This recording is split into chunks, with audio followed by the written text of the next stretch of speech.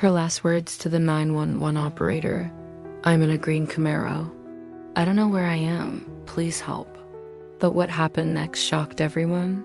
She was kidnapped from her home, driven through town, and she managed to steal his phone just long enough to dial 911. Her voice was calm, where we take a look at some of the most mysterious, interesting, and unknown final words ever spoken. Her words were careful, but no one found her in time. She was a wife. She was a mother of 2 young boys. And at that moment, she was going about her normal day. Maybe doing a little shopping, maybe visiting a friend. We don't know exactly what she was doing because this is the last time anyone saw her alive. This is the true story of Denise Amber Lee. Welcome to Last Words Lounge. As Denise continued to describe the car and her surroundings, the operator stayed on the line with her, talking calmly to keep her as still as possible, hoping that the longer they talked, the better chance they would have of finding her, and everything to keep her occupied and hoping that anyone would spot the car and report its location. Then the line went dead. For the next 17 hours, Denise's body was tossed into the back of that car, hidden away until her kidnapper, 36-year-old Michael King, decided to bury her in a shallow grave. Now, because it was a prepaid phone with no accountant service, the 911 operator couldn't track its GPS location. She had been assaulted. She had been murdered. Her killer was caught, tried, and convicted. He was sentenced to death. Earlier that day, multiple people had reported seeing a screaming woman matching Denise's description inside that same green Camaro.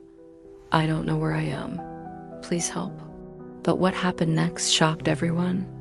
Florida lawmakers noticed that not every 911 dispatcher received adequate training, and that needed to change. This has been Last Words Lounge. If you enjoyed this episode, please hit that subscribe button. And as always, thanks for listening. But sometimes, as they say, it takes a tragedy to bring about change. So in 2010, they passed the Denise Amber Lee Act, requiring standardized training for all 911 dispatchers in the state. A witness even followed the car for a short time and then called 911 herself. But when dispatch received the call, they didn't connect the dots. They didn't realize that the frantic woman in the passenger seat was the missing Denise. No unit was ever sent. For all they knew, she could have been anywhere. All they had was her description of the car, and they had no way of knowing who was driving it or where it might be heading. Denise was nowhere to be seen. Neither was her purse, her keys, or her cell phone. The only clue they had to go on was the missing wife's abandoned cell phone. It really helps me out, and I appreciate the support. Also, make sure to leave your feedback in the comments section below. But it was on silent, and it was dead. Then suddenly, almost 10 hours after Denise vanished, her phone came back to life. She had called 911. The sliding glass door was wide open, the house in disarray. It looked like a struggle. Someone had ransacked the place, but there was no sign of forced entry. On January 17th, 2008, 21-year-old Denise Lee left her home in Northport, Florida. Hours later, her husband, Mike, arrived home only to find their boys alone and crying. Police interviewed the kids. They had no new information. "I'm in a green Camaro. I don't know which direction he's going. Please help." Clearly terrified, Denise explained that she had been kidnapped, but that was the only information she could give. Now, before we get into her chilling call, if you're enjoying this true story, please hit that subscribe button. When her call finally connected, an operator asked Denise for her location, but she replied, "I don't know where I am." It turned out that she managed to snatch her captor's cell phone while he stopped for gas, and she used it to call for help. For their part, police did launch a massive search effort, but without any other information, all they could do was blindly follow up on leads. It wasn't the first time that someone had tried to help.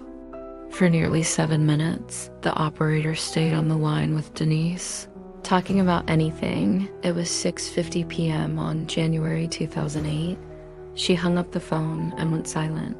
The following day, her body was discovered by a group of teenagers walking their dogs. But the story doesn't end there. Denise's call changed things. Her story sparked a movement, a positive change that saved countless lives. It's tragic that it took a horrific event like this to force the change. And now for the final time, her last words to the 911 operator. "I'm in a green Camaro." She was calm, clear, and brave. She made the call. But the system failed.